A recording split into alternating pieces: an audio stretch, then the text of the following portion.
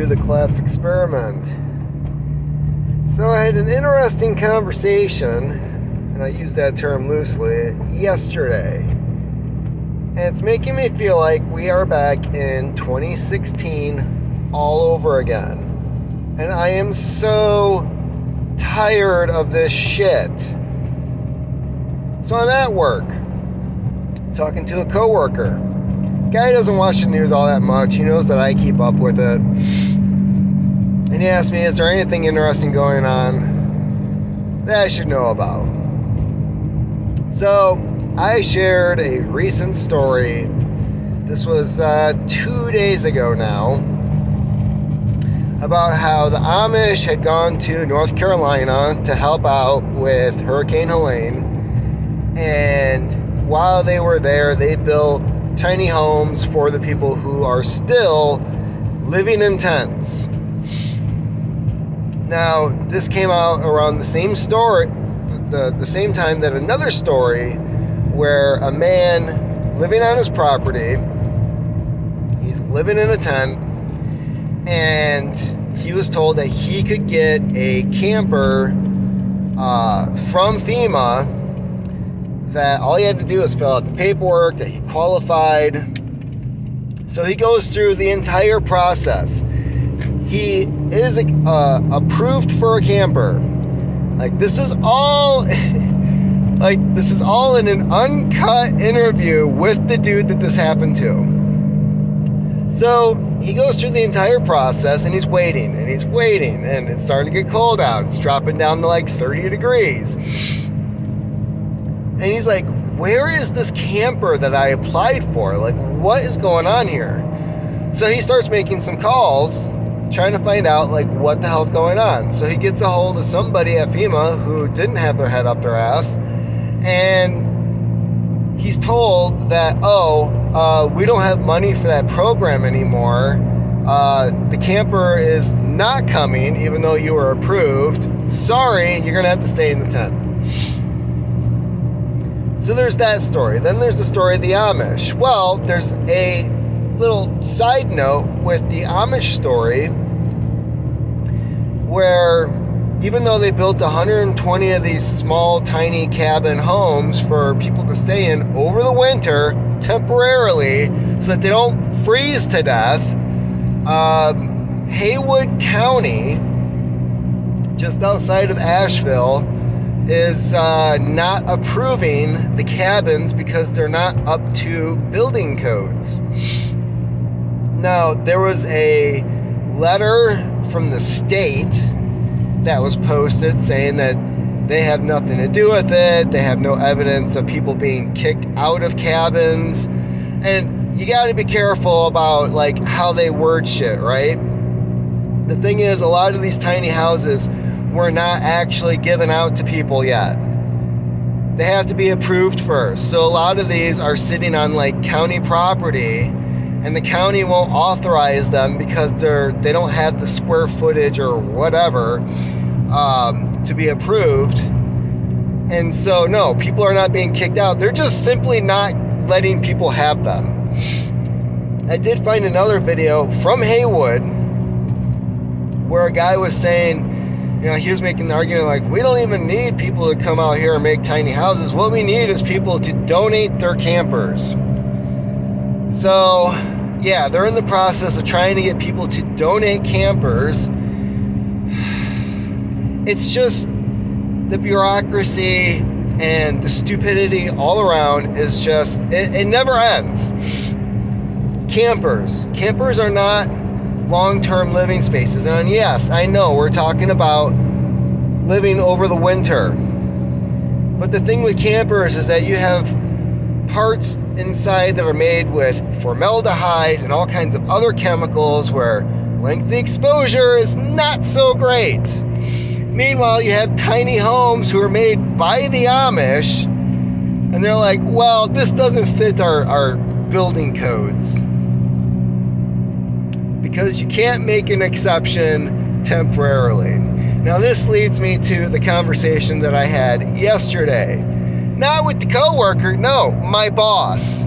My boss who decided that he was going to go on a 10-minute rant, pissed off about how I was spreading misinformation that was hurting people in North Carolina, where he lived for a period of time. Whoop-de-fucking-do. I know people that are there, and that shit is not happening. Meanwhile, he's talking about how it's due to that information that we have people roaming around with guns, and the militias are stopping FEMA at the roads, which also ended up being misinformation. Homeland Security went to North Carolina after reports of that happening went out. They came back and said, yeah, we saw no evidence of this happening. There's also one guy who was arrested after that whole debacle a month ago, and it was because he posted something online that was basically a threat to FEMA. Like, everything that was happening was due to one guy online, and they arrested him. There was one sheriff I saw that said that he talked to witnesses who saw people armed that were stopping people on the roads. I tend to believe that's bullshit too, because as any lawyer can tell you, the least reliable evidence in a courtroom is a witness, especially if they're trying to spread one story or another. So yeah, he goes on this rant, and which, you know, when he mentioned the militia, I was like, that turned out to be bullshit. Like, they debunked that in like 2 days. He's like, no, I know people that saw it. Okay, good for you, dude. And then he goes on about how Rush Limbaugh is the reason why we have such fucked up news coverage these days. It all started with Rush, which is a fucking Jeffrey Toobin talking point. Jeffrey Lubin Toobin, the guy who jerked off during a fucking Zoom call. This is who you're taking your information from, is Jeffrey Toobin, who wrote a horrible book about Waco and the Oklahoma City bombing, and tried to link it to January 6th, meanwhile writing a shit ton about Rush Limbaugh. Yeah, blame all of your woes on a dead guy. Amazing. Just amazing. Oh, did I mention that my boss also happened to be a former journalist? If you're so concerned about journalism these days, why aren't you working in the industry? Yeah, so anyways, he tried telling me that the whole story about the Amish and everything was bullshit, and that I really need to look into who I'm getting my information from. And I'm like, dude, okay, for one, they're talking about it on the radio. NPR was talking about it on the radio. So you have that coverage. So apparently he's got a problem with that. Then I tell him, I'm like, hey, mainstream news media was covering this at the same time. Like, I'm seeing articles about it being shared on Twitter. So when I point out the fact that the mainstream media was even covering the story, he's like, yeah, the mainstream media. And I'm thinking, like, okay, so Mr. Genius, who the fuck am I supposed to be listening to? Like, seriously. And he's like, I've got a friend who's a journalist that still works in North Carolina, blah, blah, blah. Okay, North Carolina, just like every other state, is a big fucking state. And if your dude is on the coast, I assure you, he does not know what the fuck is going on over by the border with Tennessee. I assure you of that. Just because I live in southern Michigan doesn't mean I understand what the fuck is going on in the UP. That is not how this works. So yeah, basically, my boss spent like a good 5 to 10 minutes going on about how idiots like me are not helping and making it harder for the people of North Carolina. having a conversation at work about a news story that I saw online at several different places is somehow hurting the people of North Carolina. Now, I don't know what the fuck he's referring to. If I was in a situation like that, I would want people constantly touching back and finding out as to what the hell is going on. What's the relief situation? Do these people have shelter for the winter? Are there any things that are impeding them getting the care and the shelter and everything that they freaking need? I would want that. Even if it's bad information, at least somebody is fucking talking about it. You know what's worse than somebody talking about you? Nobody talking about you. It's like fucking Hollywood 101. Nobody talks about East Palestine anymore. So, for the people who support and love and used to live in North Carolina, don't be a fucking asshole when people are talking about this situation. Whether it's true, not true, hasn't been verified, is in the process of being fucking verified. I fucking verified it. I went home and I'm like, okay, I need to know what's going on, because if it's bullshit, I want to know.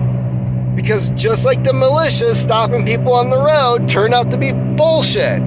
It was bullshit. So sure enough, there's one county where the commission won't get off their fucking ass and approve these tiny homes that were built for the people that need them. And the whole point of the video was saying, like, hey, is the county commissioners going to be a bunch of heroes or zeros? Like, are they going to change these ordinance? Are they going to temporarily, like, just not follow that? Like, what is going on here? Meanwhile, they're trying to bypass it by saying, like, well, if we just got a bunch of people to donate campers, we could have all these, like, hookups and everything, blah, blah, blah. You know, anything at this point would probably help. But being a fucking dickbag and talking about Rush Limbaugh does not help. Like, I don't understand what the fucking point of this was, other than he's just pissed off that fucking Trump won. Seriously, that's all I can come up with. Because he also said, you know, if Trump just kept his damn mouth shut and didn't make things harder for the people of North Carolina. Okay, how did Trump make things harder for the people of North Carolina? How? He was pointing out how horrible FEMA and the reaction was to the hurricane. He was talking about the $750 that people were getting declined for, which is the only aid that any of these people are going to receive. That's hurting the people of North Carolina. Help me understand this. Pointing out the shitty system that people are going through, trying to get some type of help after losing everything. How the fuck is Trump pointing that out hurting them? I don't understand. And the last thing I'm going to point out is he was trying to say that the same people I'm listening to on the radio is the reason why a bunch of MAGA people are planning to go out on Thanksgiving and kill their relatives who voted for Kamala. Has anybody else heard this? Because I sure as fuck have not. And it makes no goddamn sense to me, because I'm pretty sure Trump won the election. The MAGA movement won the election. Electoral college, the popular vote. Winners don't go out and slaughter the people who they just beat. They're too busy out, like, fucking and getting drunk and smoking weed and enjoying the fact that their dude won. Who is threatening to go out and kill Kamala supporters?